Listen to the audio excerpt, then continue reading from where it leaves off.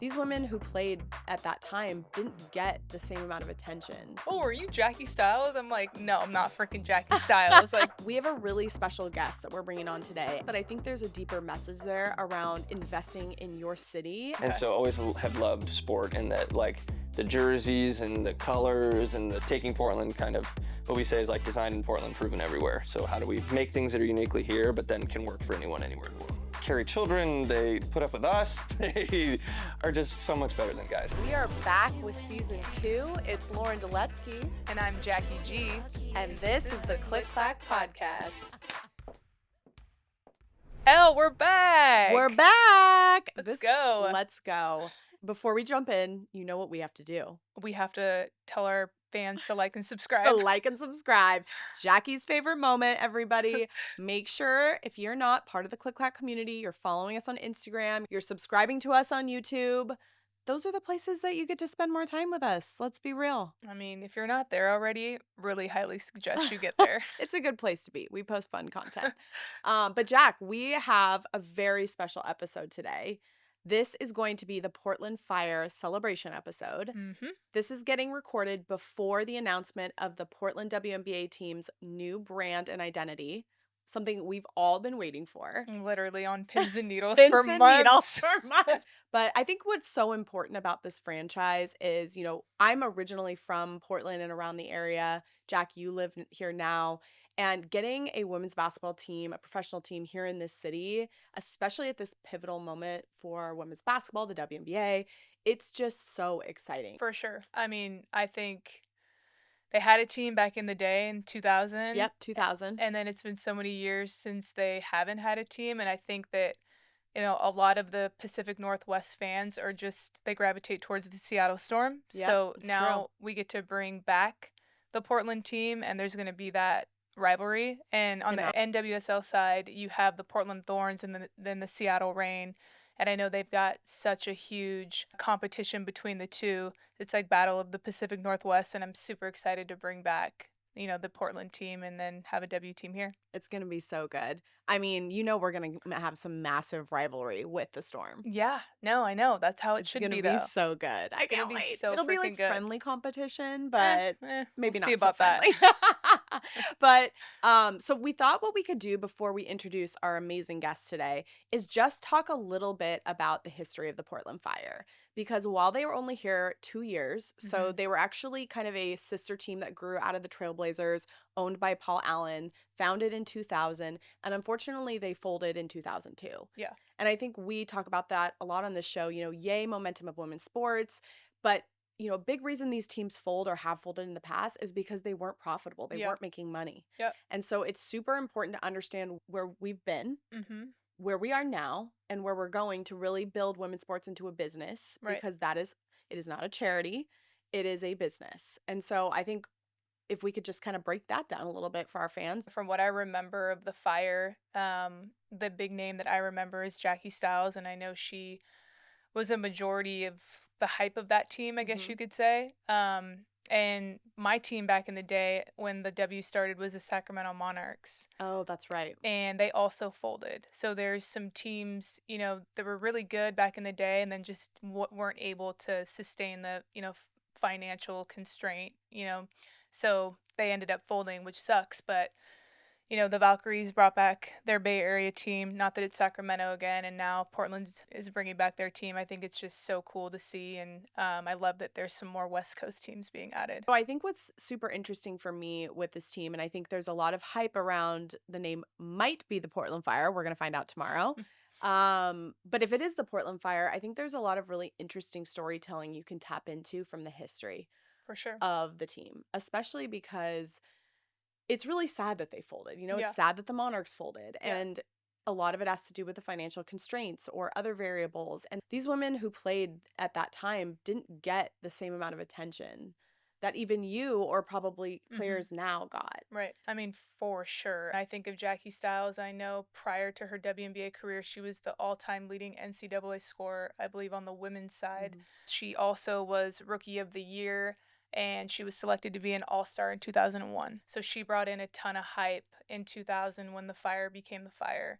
She was legendary, honestly, because my name is Jackie. A lot of people here from Portland, they're like, "Oh, are you Jackie Stiles?" I'm like, "No, I'm not freaking Jackie Stiles." Like, just because my name's Jackie doesn't mean I'm Jackie Stiles. But no, no, it. Jackie with an E, though. She's got an She E. has an E too, but yeah, she was a hooper. Like I remember when I was a little girl watching her play, she Mm. could ball the f out. Any franchise that's new and coming into the WNBA, all of their goals are going to be to compete and compete at the highest level and to become one of the best franchises. And I think it all starts with ownership, and then that trickles down to the front office, the GM, the head coach, and you just have to build a very unique and special culture. Mhm. And I think once players buy into that culture and they buy into the system, it's just going to be really telling off the bat who's going to be a serious contender in this league and who's not.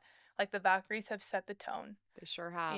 and the coach for Phoenix, this is his second year with Phoenix, he set the tone. Yeah. And I think it all starts from the top down. Yeah. And as we always talk about too, obviously the brand, the identity, that's so important. The leadership, but also the GM and the coach Mhm. are going to be super important people for this franchise. That's why they hire people like Claire Hamill to kind of pave the way and start making these hires that are going to be really necessary for this team to thrive and be a really good team. Starting from the top down, like they have two people that are very high up there that are great, I think, for the job and going to be really good for the job. So it's going to trickle down from there. But yeah, and then not to mention, you have 80 former WNBA players that are based here in Portland, some Olympians out of that pool of 80. And that's, thanks to Nike and the WIN program for Nike bringing in all these former WNBA players that are literally right here. And I think that's one of the biggest advantages that this franchise is going to have over every other franchise. You've got all of these players that have been through it and have already walked the walk. Yeah. So why not use them? Why not utilize them to help grow your franchise in the right direction, whether that's hiring them into office positions or whether that's just using them as a voice, building community with them to help Portland. There's no better way to get a jump start than that, in my opinion. And then, like you said, I think the fan and the community engagement piece of it is going to be super crucial. Yeah. We talk about that all the time, but it's just like getting the fans and everyone around excited. And that starts with storytelling. I think outside of the bounds of Portland, there's a particular brand perspective around Portland. And Portland is an incredibly special place. I've lived here my whole life. I grew up here. I felt like sports were always very much part of my DNA. And I did so many sports, as I always talk about, Hmm. because Portland and Oregon is just, it's such a hotbed of sports from business companies. I mean, we've produced incredible hoopers out of the state and Hmm. other sports, soccer, etc. UP, Megan Rapinoe came out of UP. Like there's so much energy around this community Yeah, around sports. I think that is going to be a huge distinctive point or distinction point if we can tackle that through the right storytelling for sure. mechanisms. But also I would love to see us challenge the Portland is Weird brand because there's a really special flavor here in Portland that I would love to see that come through and Hmm. really become like that distinctive opportunity for storytelling that sort of shifts people's perspectives around Portland, that it's more than just rainy and weird. Yeah. No, I mean, it's so funny because we're speaking to someone you're from Yeah. Portland. I'm not from Portland. I'm from California. So I came in here with this idea of, oh, Portland is weird because I keep hearing that. Yeah. And then now that I've been here for 3 years, I've learned very quickly that Portland is the epicenter of women's sports and just sports in general because there's so many committed fans to their sports teams here. And I think it's a really, really amazing place, an amazing market to bring in a franchise. And I'm so excited for that. Bringing in all these sports teams too, like that's only going to make this city more diverse as well. So true. And that's one of the biggest things as an outsider coming into the city is like, whoa, there's like not much diversity here. Yeah, I mean, it's such an opportunity. Yeah, I mean, I hope that this city can become even more metropolitan same. as far as the types of people that are coming in. Hmm. And we want like the most rabid sports fans to live here, Yeah. especially women's sports fans. For sure. And I've been to a Thorns game, I've been to a Timbers game. I would compare the fans there to the fans overseas when I play basketball overseas. Interesting. And I've always said that because I've been around that fan base and I've been to games and I was able to watch a lot of games when Crystal Dunn played here. And their fan base is so highly committed and so down for their teams. They chant, they scream the whole game. They're lighting fire torches in the stands, like all these things. And I'm like, this reminds me of playing overseas Hmm. because the fans overseas are fanatics Yeah. and they're committed. And it doesn't matter if they know, the ins and outs of basketball or volleyball or whatever sport they're watching, they're going because they're committed to that club. Yeah. And I really see the fan base here like that. And I think that that's only going to translate into the W team. Portland has a really special flavor. And I think if we find the right ingredients, and honestly, that's why we founded this company here, because we Mhm. want to be from Portland to the world and bring the world to Portland, because we think we can unlock that flavor. And there's so many other people here that can too. We just have to figure out how to elevate storytelling, in my personal opinion. I mean, mic drop. I think you're absolutely right. Yeah. I think that's what we're here to do. And I know that they're going to bring in people to the franchise that are also going to have that mindset and want to do the same thing. All right, Clackers, we have really quick homework for you after this episode. We want you to go follow some of the former Fire players like Sylvia Crowley, Sophia Witherspoon, Jackie Stiles, like we talked about, Stacey Thomas, Kristen Folke. These are all amazing women. Mhm. Go give them some love, learn a little bit about their careers, find a stat that interests you, ask a question. Yeah. Because we got to remember where we were to remember where we can go. I love that. It's great homework. I'm probably going to do a little myself. Yeah, we'll DM tonight on do Instagram. it. We have a really special guest that we're bringing on today. And I think what's important to note about this guest is, yes, he's from Portland and he's built a brand that really celebrates Portland. But I think there's a deeper message there around investing in your city and building opportunity, building economic value for your city through branding. We have Marcus Harvey coming on. He's the founder of Portland Gear. He built an iconic brand that's really like a love letter from Portland to the world. And I think there's a lot that he has in common with Clack and why we're so excited to bring him on the show. I think what he's done with Portland gear is amazing, super dope. He's got some really cool, gear and hats that has all around Portland that I've seen, and I feel like he's definitely a legend and an icon here for everything that he's done. And I feel like he's not only someone who's, talk the talk, but he's also walk the walk For sure. and investing in, women in sports. And we're going to get into that. So should we bring him on? Let's bring him on. Let's go. Hey. Knock, knock, knock.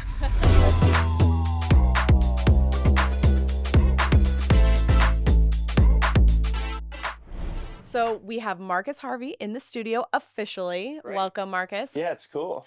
Yeah, what's your vibe? What can I steal? What can I steal? Dude, nothing. size? Not a thing. Wait, actually, what size are you? 10 and a half. These look like, Yeah, I'm going me to guess too. are these all 10 and a half? Yeah, I have was some gonna guess 11s. 11s or 12s. Yeah. That's cool. Yeah. So we'll be watching you. But yeah, Marcus, so tell us a little bit about yourself. We gave everybody a little brief intro, but we want to hear it from you. I'm a 90s baby. You're 88. So born in the 90s. So came up under watching Michael Jordan, Kobe, all those things. Raised out here in Hillsboro, right outside of Beaverton, which is where Nike World Headquarters is. So my whole life was just driving past the Nike World Headquarters and getting to go to youth summer camps there and peeking in windows and seeing cool clothes and shoes and just super shaped by the swoosh as a child, and then going to University of Oregon, which is like Nike U. And so my whole childhood was Nike jerseys, clothes, shoes, product, and then kind of how those logos embodied, the swoosh to me, even though I was not an athlete like you, was kind of like the athletic side and like the aspirational side of these athletes that I loved. And the Oregon O was like my family. My parents went there, my sister went there, and it was our region. And so I just always loved that like logos were the things that you wore for kind of the things that you believed in a way. So graduated from University of Oregon, got fired from my first job at a screen printing shop, and decided I never wanted to work for anyone again, and just started flipping screen printing shirts and graphic design and product, and came back to Portland and moved in with my sister. And just from that day on, I've just tried to figure it out every day, and I'm still trying to figure it out every day. So started Portland Gear 11 years ago now through social media. So my big Instagram is just Portland, at Portland. Been able to build the apparel and the bag brand outside of that. And so, yeah, we've got about 30 something employees and 3 stores and ship all over the world and do really cool partnerships with athletes and players and teams and orgs and all sorts of stuff. So it's been pretty fun. That's amazing. So you've always been a fan of sports, not an actual player. Played, but I was always very short. Okay. I was a very late bloomer. I was a late bloomer. So I was a better fan than I was player. So front row at the football games in high school, led the student section, always loved that like sport was a thing that brought people together. Duck games, Blazers, everything. So yeah, I've loved sports, worshipped them since I was a kid, and Okay. so always have loved sport in that like the jerseys and the colors and the teams, and you got to wear those and buy them. Like that was always the coolest part to me. It was like what jerseys were the Ducks wearing and Mhm. like what shoes were the Blazers wearing and all that type of stuff. See, this energy right here is like what I'm so excited about the women's game and getting more women like me to like really buy in, through merchandise and brand and storytelling. Cause Mhm. like that's the hype. Like that's what I think is just starting to unfold in the women's game in a whole new way. For And sure. like that's the opportunity. I would say too, as an athlete, like the gear aspect of things and that side of it, like that was always like something When you obviously guys that would get the like bags of staff dude, team like dress and travel that's gear why and we stuff. went to camps. That's why Yeah. we went places were for Sure. that bag of gear, you Yeah. know? So, tell us a little about. So, obviously, you founded this amazing company, and I think what's really special about it is it's kind of from Portland for the world. Mhm. So, can you talk a little bit about that? Like, who is your consumer? Mhm. I'd love to know. Yeah, it's changed a lot. And, in the early years, we were kind of selling like Portland to Portland. So shirts with P's and hats with P's and shirts that said Portland. And it was really more about kind of local pride and people from Portland wearing their local pride. And then that kind of started to extrapolate and people that, used to live in Portland or they bought it for someone that had visited or then a tourist buys it. And so then it kind of started to get out.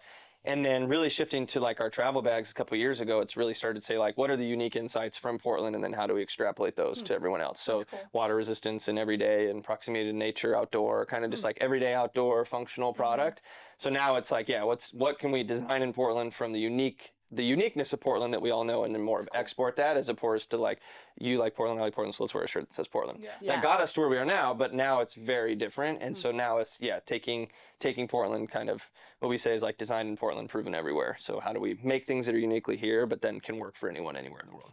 And I think you said which I thought was fascinating, is that your consumer is predominantly female. Yep. That's Yeah. amazing. About 65-70% female. Mhm. And do you find, and again, we talk about this all the time in the show and it's why we think there's just this massive opportunity with women's Well, sports. women are just better especially. than men in every You can aspect. come on anytime Any- you every want. It's gonna be the aspect. best cut for us Women for are better social. than men in every. Yeah. I will go to the grave saying that. Absolutely, they carry children. They put up with us. They are just so much better than guys. I'd I'm- rather well- have 70% well of our said, my customers be friend. women than be men. Well, and I do feel like for me, because I'm very aesthetically driven, when I see your gear, it does feel like it's for me. Whereas when I think about a lot of other maybe gear brands, apparel brands, I struggle. I don't feel like they're feminine enough for me, or they don't have enough variety for me. So I do think you're really intentional with the design to really Yeah, speak now to our team, as we've grown a lot this year, and I'm trying to hire predominantly women to represent who our consumer is. Like we should be 70% women in the office if we're designing and creating for 70% women. So it's just taking all of those things now and trying to think through all of our product color, functionality, size, the way we position it, the way we market it is all through a different lens than in the early years of just like me on social media selling t-shirts. It's changed a lot. Totally. Mhm. Well, I went to your store for the first time a couple days ago and loved the vibe. Good. And I'm not from here. I'm from the Bay, so moving here, I was telling Lauren like I saw Portland gear everywhere. And I feel like everybody that's from here like really represents you and what you do. I think that's a testament to what you've built, Sure. and you should be super proud of that because I feel like people are proud to wear your stuff. Yeah. I mean, we're 11 years in now, and it's started with one box of T-shirts. I remember them, and then it was in my low-income apartment, and I had 6 boxes of hats, and we Yeah. thought we can sell those. And now I'm in a 22,000 square foot warehouse with millions of dollars worth of bags, and it's just been very different. And so it's like there's something that we're doing that's resonating with For people. sure. There's something that's making them proud, and it's an honor to get to like kind of figure that out and help.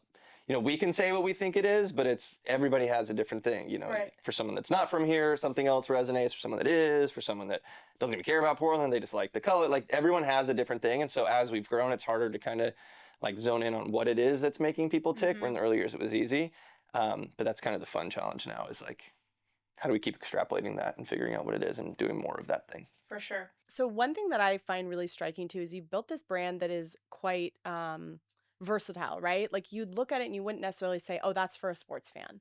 But you've done so much to really pioneer in sports, particularly in women's sports. So we wanted to hear a little bit about those early days for you, especially when it comes to NIL and some of the players that you have really personally invested in, because I think it's a beautiful, from like you talking about your hype man as like a sports fan as a kid to now building this brand that is really versatile. It feels like that great intersection point. Yeah, well, remember, women are just better than men.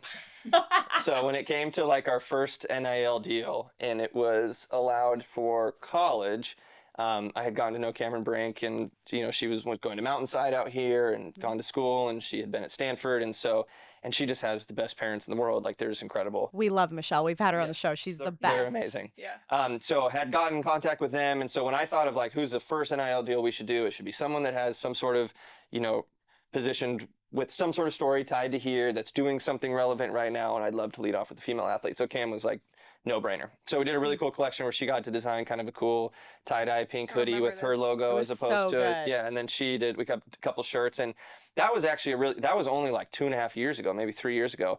But that was a really big day for me because it was the first time, and it was what pushed me to her too, is that we had ever done a photo shoot outside of Portland. Yeah. So that was the first time where I was like, this will be really interesting to see how our consumers like respond to us doing something not here. And I knew her tie here would, like, that's why her tie was really important to me, because like that could kind of ground it in doing that. And it was awesome. It was awesome. Super cool photos of her, and then she obviously goes on to become a super high draft pick and be with the Sparks, and so it's fun to have a little tie with her and be one of her first NIL deals, and now she's the face of New Balance and on Super Bowl commercials, And which is Urban. great. She's got a ton of deals, Yeah. and I think it's cool that you guys were one of her first. Yeah, super cool. Do you feel like you can do other partnerships with athletes that don't have ties to the Pacific Northwest or Portland? We're doing one with Lexie Hull from the Indiana Fever. So that was, I remember watching her for the first time when I went down to watch Cam play in Stanford, and her and her twin were playing. From Washington, right? She is. She's from Spokane. So seeing her play was fun. She was great. Then she goes and gets drafted, goes to the Fever, has a couple years. Now Caitlin's there, and like now she's getting a ton of notoriety, which is well deserved. Yeah. And I'd met her boyfriend. Her now fiance Will is from here. He went to Westland, I believe. Oh. So he came into our store. I invited him in like well over 1.25 years ago, and she was with him. So he came in, gave him a bunch of stuff. She was there, got to meet her, and she was playing in the league. So that was like my first time getting to know her. And so then when I thought this year about like what could we do, what's the next kind of leap that has less of a tie to here, still has that tie. She's from the Pacific Northwest, playing in the WNBA. And so that was the one. So we did a deal with her. That comes out. We went up and shot it when they were playing against the Storm in Seattle like a month ago. Photos look amazing. And it'll be really interesting to see how our brand resonates with her followers, and how like ours now will be coming off the Portland getting a WNBA name this week. And so there'll be some momentum around WNBA. And so now we'll show up with an official partnership with a WNBA athlete. So I think that's cool. So I just do things sometimes to just like test and see what can happen, and then it's always been great responses, so then that allows me to like push a little bit further. What I personally love that you've done is you've invested in women, specifically 2 players that currently play for Oregon as well, right? Yep. Yeah, that was I remember getting a call from a buddy, Reggie, who does a lot of high school basketball stuff here, and he's like, hey, I don't know if you know, but like this was like a Monday, and it was like, hey, Thursday Oregon's passing a law that now high school athletes can sign NIL deals. And he's like, you might be able to be the first if you could do something fast. Like he knows I can move really fast. Yeah. So I had a relationship with Jackson Shellstad that I had known, and then I knew Sophia Bell's dad, Greg Bell. And so I was like, ooh, I could do something super fast. So I called both their parents, and it's like, did something in like a day, did a photo shoot the next day, did a little deal, signed a contract with them in a parking lot so that we had something official. And we got a lot of great press out of it. It was like Portland Gear Sign's first ever high school athlete endorsement deal, and got like an Oregon Live article and had some really cool press from that. So yeah, 2 athletes that were coming out of school here. So Jackson was coming out of Westland, Sophia was coming out of Jesuit. They were both highly rated going to University of Oregon, so I had a tie to my Ducks. And they were both seniors, going to be freshmen, so it was super fun. Seeing how these women envision these products to add their own flavor, their own style, like that can appeal to a much wider consumer than just the consumers that live here. And for me, like I think that's what's so cool about your brand is like all of the different licensing deals you can do to really, innovate and try new things. And like we just talked about this before you came on, but Portland is this very special city. We're from here. Jackie, you live here now. There's this very special flavor here, but we're not a media market. Right. We don't have like a lot of high fashion brands and influencers and like that whole energy around that some of these other franchises just inherently have. I mean, it'll be very important when the team gets established and we know what players are coming here. That will help. But I think like your brand has really, in my mind, been like the lead brand / influencer externally to kind of help make the brand of Portland not weird. Well, thanks. Yeah, we don't view Portland as weird. We view it as the epicenter of women's sport, as the epicenter of said that sports, earlier. epicenter of sportswear, as the incredible place where nature meets the city. Like there's so many things that, I think the Portlandia days and the Keep Portland Weird were great. And there's a time and place for that. And I think we all laughed, and it kind of was what we were, you know. And I just don't think, I think most people now don't want to be defined as that's still what we are. Yeah. And I think that's just kind of what you said is like, there are like Wyden Kennedy's here. It's the most creative people in the world here. We have the most ad agencies in the world. We have incredibly cool, creative, talented designers, creative directors, photographers, and it's like they work on projects outside of Portland. Yeah. Like Wyden Kennedy's doing Jordan brand commercials and all these major things all over the world, but all that's coming from here. So we have amazing kind of nucleus of creativity here and young culture. What is it about Portland that you are so passionate about and why you wanted to start this brand? Yeah, I think part of it is just proximity. People are proud they happen to be born here. So it's like born here, parents were Oregonians here, mom was an elementary teacher, dad was in banking and insurance, and born at St. Vincent Hospital right up here. And so it's just like, that's just where I'm from. So I think people inherently have a pride of where they're from. You're proud of the Bay. For sure. Doesn't mean there's always great things that happen, and there's times that, but I think here it's like, so I always just find the best in it. So I mean, there's things I love about Portland, and I think there's things that I'm very proud of here. Jim Etzel from Sport Oregon's a dear friend. He says, what Portland designs, the world wears. So you think of that through. We know You Jim. know Jimbo? We love Jimbo. We could listen to his stories all day long. Yeah. His He's got a lot of them. He can go off some tangents for sure. Yeah, we love No, Jim. but his stories are epic. Yeah, they are. So I love when he says that because it's true. You've got Nike here, Columbia Sportswear that have been here for a long time. Yeah. And then those have created nucleuses of Hoka, On, 1,000 brands, Portland Gears that have all come because those two kind of legacy brands started here forever ago. So I think that's uniquely here. Again, I think there's not a lot of places that you're an hour and a half to the ocean, an hour and a half to a mountain. Preach. I was in Hood River yesterday with my kids, and it's just like looking down that gorge. It's 40 minutes from where we live. I mean, it's just incredible. So it's like this place where nature meets a city. It's a slower pace of life. It's a more intentional, creative place of life. I'm clipping this and giving this to my wife because I'm trying to get her to stay here and us not Yes! move. So definitely gonna use this the weather clip. can suck sometimes, but it's also what makes it green. It's It's a very special place. It is. It is, and there's Have you ever lived anywhere else? no. Okay. I lived in Eugene for 4 years for college. I But love that. no. Okay. And don't get me wrong, you go and you visit a San Diego and you're like, wow, people can live like this down here? You're like, wait, It it's only cost 70 you $2 Yeah. million but for it's a house. 74 degrees and sunny every day. My You guys sister don't lives have there, 9 months so it's like you go Yeah. see Austin, Texas is great, Nashville's great. Like there's amazing cities. Yeah. But every city has its pros and cons. Totally. And I think inherently Portland in the Northwest just has kind of and you're just from here, so you're always going to be biased. People Totally. from San Diego are going to be biased about San Diego. People from New York are going to be biased about New York. So For sure. it's just kind of my vendetta, I guess, is to help put Portland on because I happen to be from here. I love it. So Marcus, how has Portland Gear helped you shape your purpose? Yeah, I think it's ever evolving and changing. We sell a lot of bags right now. Backpacks, duffel bags, travel bags. And we've fallen into this water resistant travel bags. And it's amazing. Am I supremely passionate about bags? Becoming it, it's like, I'm like them a lot and I want to know more about them. And it's like, I've kind of fallen into this thing. So I think you find interest, you find purpose along your path of doing things. So it's like things led me to this. But I think so it's like you're kind of weaving and wagging and then there's like through lines that stay the same. So it's like I've always been passionate about like people and like being who you are and being in community, and community is better than being by yourself. And so I love my team, I love people, I love events, I love organizations. Like I just love being, so it's like that thing is like, sometimes I don't really care what I make, it's like, it's bags, it's hats, it's shirts. Like I love that stuff because I get to do it and it helps spread a message and it's fun. But it's like, to me, my purpose is to like be a good leader or build people up or make people feel valued or be part of a team and stuff. So I think business puts you on a thing, your journey puts you on a thing, life, like everything just changes. And I think that's a good thing to be open to your purpose evolving and changing as you go. as long as you're kind of grounded in who you are and you're not like changing and deviating just because life is happening to you. And so, yeah, business has changed me a ton. Becoming a dad has changed me a ton. Our team growing, our business growing. And I just try to, like, my purpose has evolved as all of those things have evolved. And I think that's fun, is like I never feel stagnant. I never feel the same. I never feel like yesterday's the same as today or will be the same as tomorrow. And that's kind of what I crave in my life, is this like consistent progression and like progress towards something. The something can be undefined to me because it's leading me there. But I wake up every day trying to get better than yesterday. And for an athlete, that's really like black and white. You know, like last year I averaged 22 points and we got out in the first round. So this year we got to make the playoffs. It's like very easy to see how an athlete can get better or what you need to do.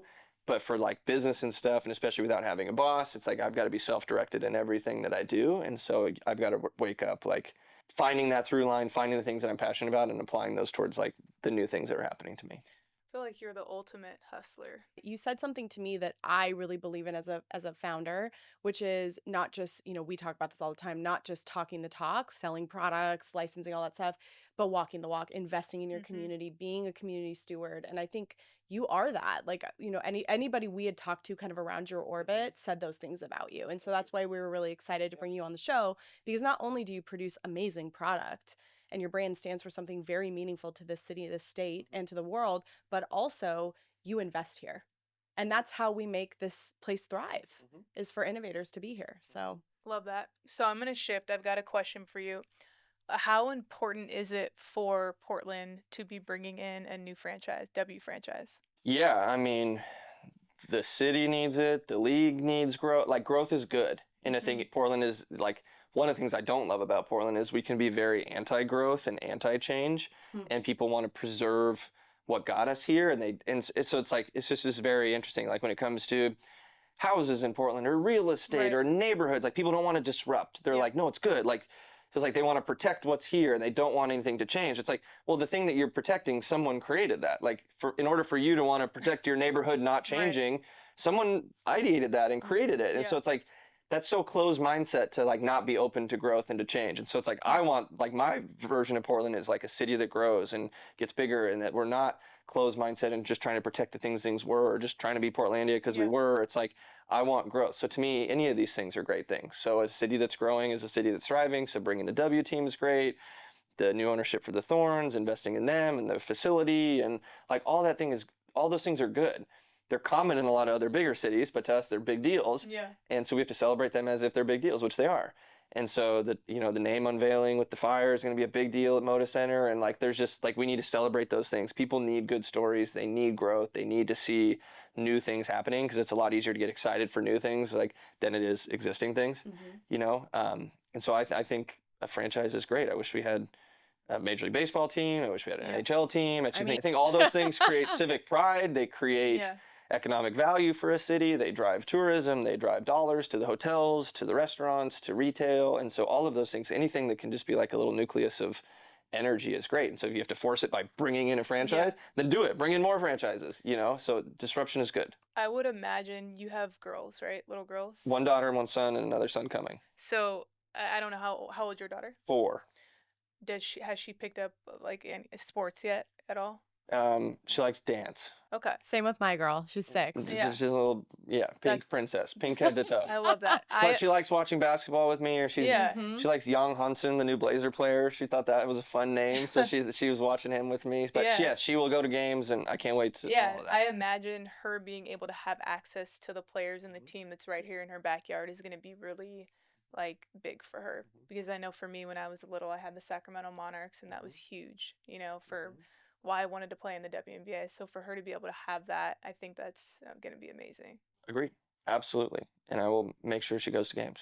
Absolutely. Might even buy courtside. Might even mess around and get some courtside tickets. Let's go Portland Gear. Let's go. And who knows, Portland Gear might end up being an official like sponsor of the new team. Could be. It could be. Could I mean, be. breaking Who news. knows? Manifesting. Who knows? Putting it out there. Who knows? So I wanted to just click in a little bit to your experience as a dad. I really appreciate, Jack, that you brought that up, because you can't be what you can't see. Yeah. And I think having a dad who loves sports, who's invested in women, and is going to let his girl be multidimensional, do dance and do basketball, whatever she wants to do.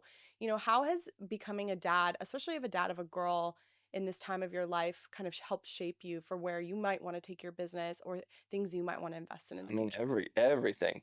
I mean, she's like my little business girl, which I think is awesome. So she knows that daddy's got Portland gear. My wife has her own interior design business. So she sees parents that work Awesome. hard and that Yeah. like have their own business. So she just thinks everyone owns their own business. So one, just like normalizing that I think is awesome. Yeah. And then we set up this thing. We had a garage sale a month ago, which is a pain in the ass. Don't have a garage sale. I wanted my daughter to have a little store at the garage sale. So we Love made that. Kinley's Plant Shop. And we made her So this little cute. thing, and she stood there and she had plants. And I talked about her inventory, and she sold plants. Obsessed. And it was amazing. Great photos from it. And then she kept asking, she's like, Daddy, when can I do a plant shop again? We talk about business every night. So we went 2 weekends ago. My friend Erica owns T-Bar, and we set up her store downtown Portland.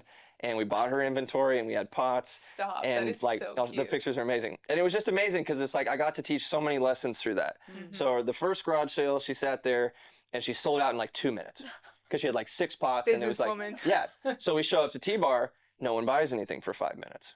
And she's like, Daddy, where is everyone? Why am I not selling everything? Yeah. And I said, Interesting. first lesson, you've got to go to where the people are. So there's no one here. We should look around and see if there's people somewhere. Well, Barry's boot camp was a block away, and I happened to know them. So Let's go. we moved her little stand down there right as a Barry's class was getting out, and she sold 15 plants in 5 minutes. Dang. And so she Hustler. had like $30, you know, and she got to count her money and put it in. And so we learned another lesson. And so then it's just so So I just cute. like, that's just fun to me, is get to show her the things that I enjoy. Going to sports games, being confident and stuff. And the whole, I don't care if she likes business and I don't care if she wants to be an Yeah. athlete, but I do care to raise like a confident kid that is self-loving and knows herself and knows her values and stuff. And so if I can instill that through business or sport or whatever, she's going to be short. My wife's short.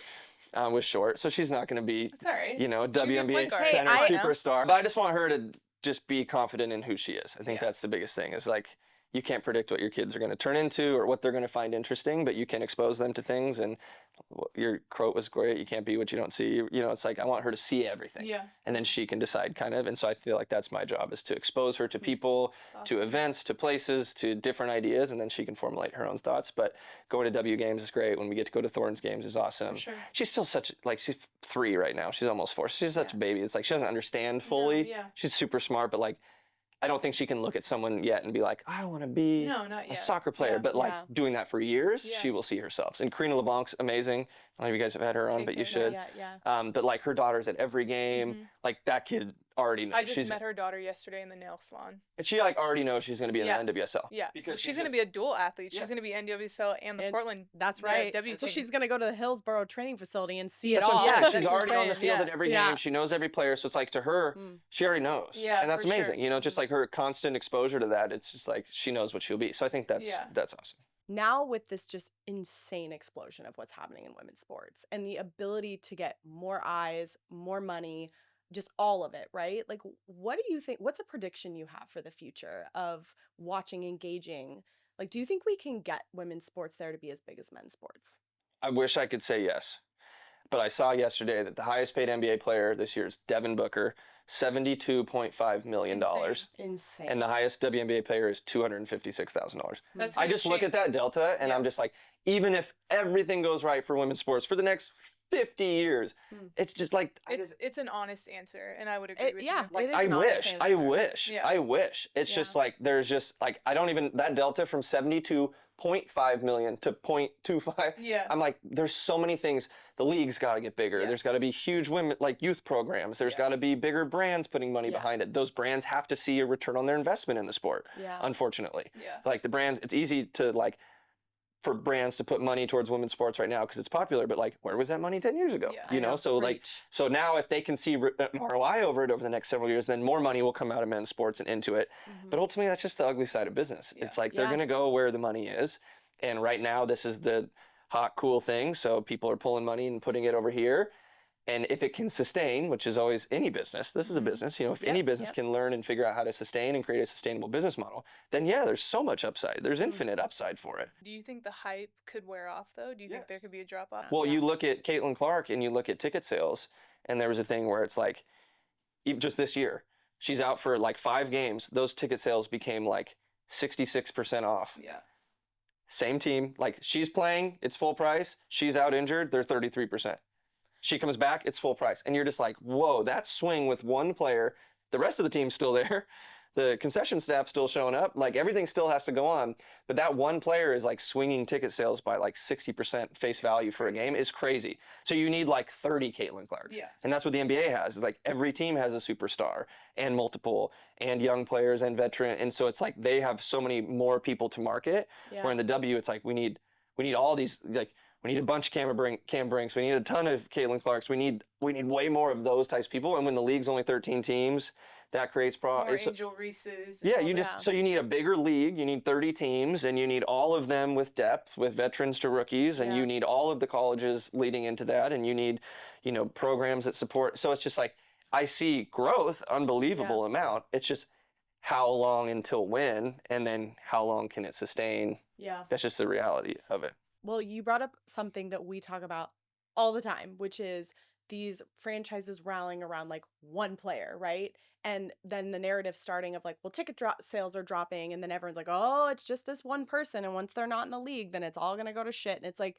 that's not the case, and that's why I think especially women building around the infrastructure of what happens in this league, the stories, we have to build up more of these players. Period. Yes. That has to be the priority. Yeah. And then the other thing that I think is interesting and would just love to get your perspective on is for the first time, we're starting to see new leagues, new emerging franchises like Unrivaled.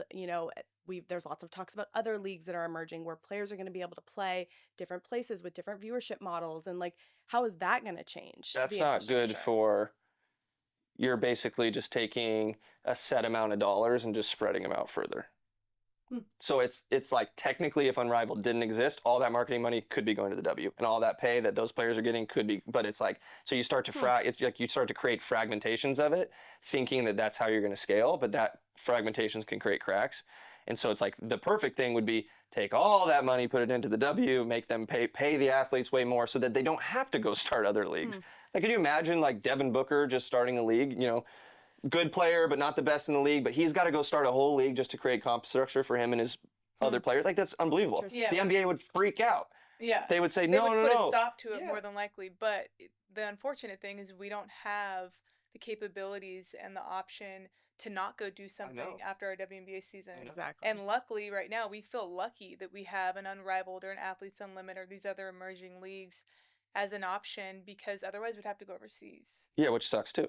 I mean, there's pros and cons to that. Yeah, for sure. But yeah, I mean, the ideal goal would be that women athletes make the maximum amount of money they can, and they don't have to go fragment their own time into a bunch of these things. So it's like they're doing that to go create more income, which they should do.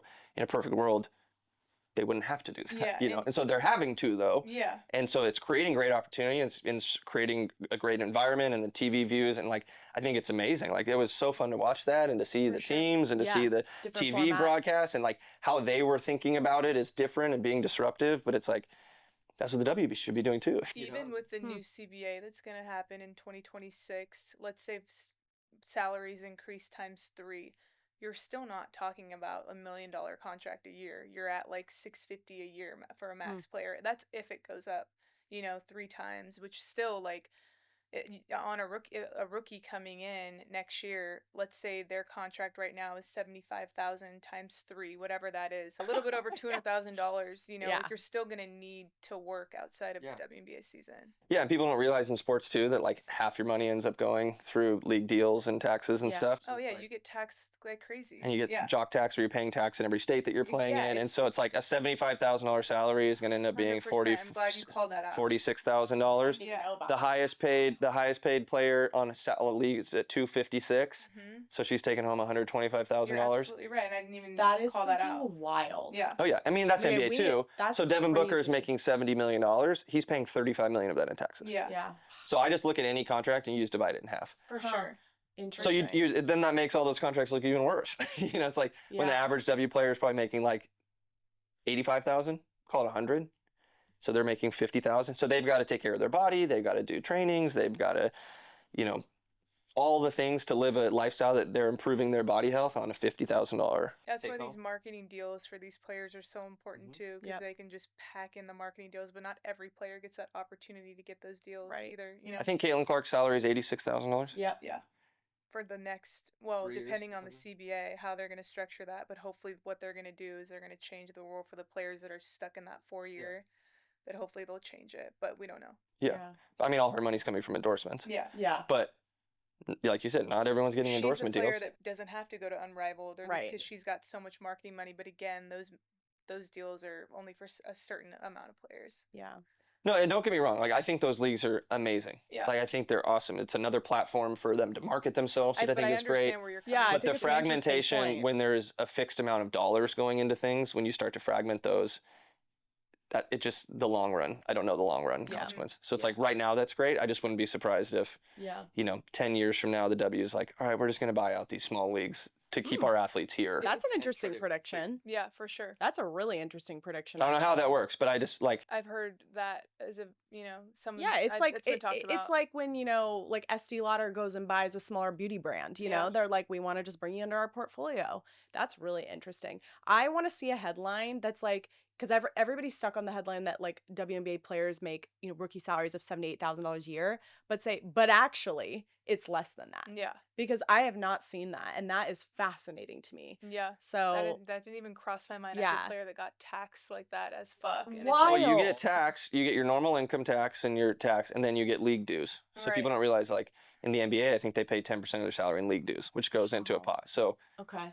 you have league dues, you have federal taxes, you have your state taxes, you have all that stuff. But anyway, I appreciate you answering this question because I think one, your sports knowledge runs so deep. Mhm. You support women. You've built a great brand that also supports women. What, Yeah. 70, how many percentage of your consumers? Yeah, 65, About 70% now. 70% are women. So ladies, if you are in Portland or even not in Portland, Go to like, portlandgear.com. go to Yeah. portlandgear.com because I'm telling you, like, getting to hear the story of a founder like Marcus and what he actually does for women, like, he Yeah. doesn't just talk the talk, he walks the walk. Well, Marcus, I feel like we could have you in the studio all day and talk Mhm. sports. You also ahead. have a ton of knowledge on a lot of just different stuff and different topics that we've talked about in the past. So it was really cool to pick your brain. Yeah, I just like weird little sports things. But more than anything, I love talking to men that truly support women. And I think it's super important that, like, as we go out there, we try to get a woman to 72 million in sports someday. Maybe that's the North Star, right? Sure. But it's going to take energy from all genders to help women's sports really grow. And you've been at the forefront of that for a long time. Yeah. So just thank you from us, from the fan to the athlete. And we Good love mom, we got a good sister, I'm I got sure. a great Love that. wife, I bet I you got a do. daughter, so as many women around me, the better. Yeah. Makes me a better person for sure. Marcus, thank you so much. You were super amazing. We appreciate you coming on. This was awesome. You guys keep doing this. This is great. Thank Media needs more of these types of stories, so keep it going. For sure. Keep it going.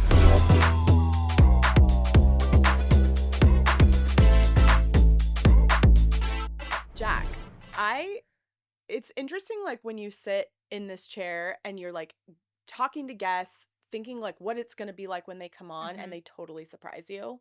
Totally. And I feel like Marcus really surprised me. Yeah. Not saying that I didn't think he was going to be great. Agreed. Right. But I think that he had so much more knowledge about sports in general and women's sports than I ever could have imagined. And he just, like, I feel like I could have talked about sports with him all day long. And Same. especially his perspective on the business of sports, which Right. I'm like very into. Yeah. And his point about salary caps, and then looking at kind of even the tax structure of these salaries and how it actually impacts the players. I mean, Right. that just blew my mind. I never thought about that. Yeah, I think he asks a lot of good questions to the people around him, probably that, he partners with Portland Gear. So he knows a lot about player salaries and players that he's worked with. So he knows how much money that they're bringing in, how much money that they're being taxed in every city that they play at. Yeah. And like, I'm kind of beating myself up a little bit as a former player, not mentioning in the past all the tax implications that we had in every single state that we played. And like, yes, we have this like weak 75K salary, right? And then, but let's be real, like that is taxed damn near half.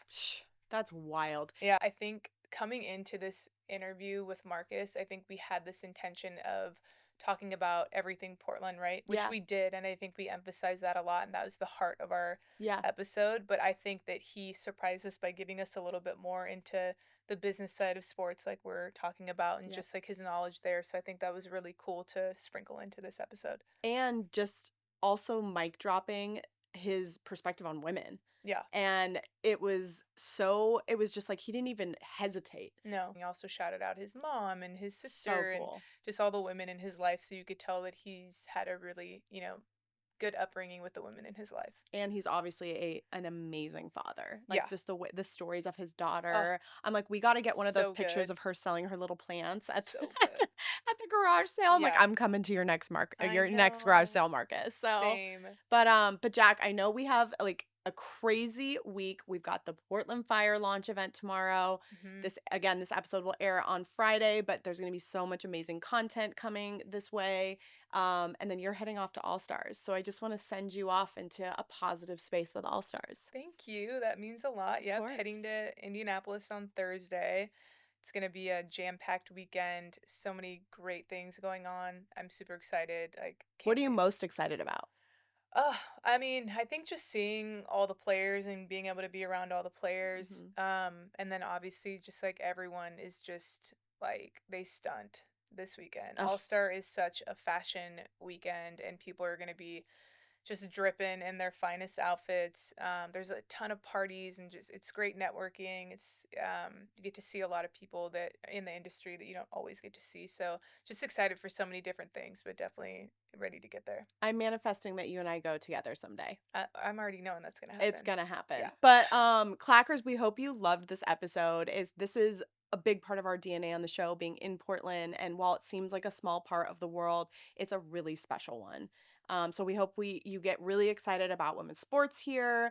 We're gonna do a lot more storytelling around that, and also shop Portland gear because that brand is rad. Yeah, no, it is. I love also that he called out Portland being the epicenter of women's sports. Like we say that all the time. I think it's such a big statement. I love that he said that. But yes, shop your Portland gear. Got my tee on right I now. will be having my tea. Yep. We're gonna hit up Marcus for some bags and some other stuff too. So we'll be rocking his stuff for That's sure. right. All right. Well, we love you guys. Love you Have a guys. great week, and Yep. we'll hit you next Thanks for time. tuning in. Bye. Bye.